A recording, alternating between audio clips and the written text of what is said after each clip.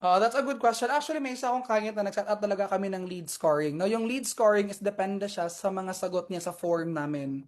Kasi Hmm. pwede natin siyang i-set up doon sa GHL. So if ever ganito yung sagot niya, that's equivalent to 1 point.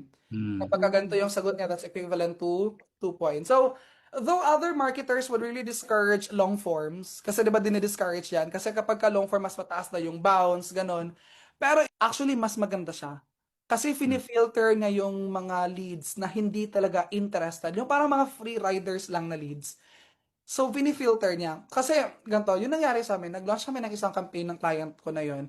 So, the first time we launched that campaign is, ano talaga siya, purely lead gen. So, walang qualification. So, as long as you're a business owner, qualify ka na.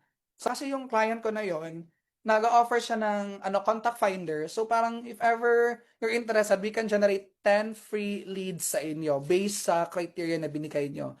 So, let's say si Michael papasok tapos sasabihin niya, okay, I am a hair salon business owner. So, ganito yung mga criteria ng mga customers ko. So, ibibigay niya yan sa amin.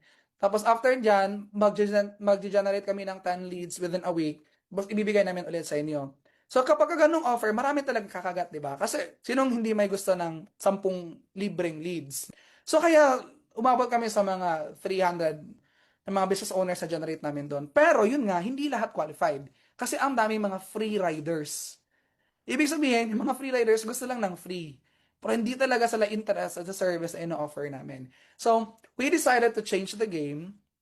Kasi yung ano talaga, campaigns, trial and error naman yan. So, we somehow changed our forms. Mas dinagdagan namin siya ng qualifying questions sa form pa lang. Mga questions na tinanong namin,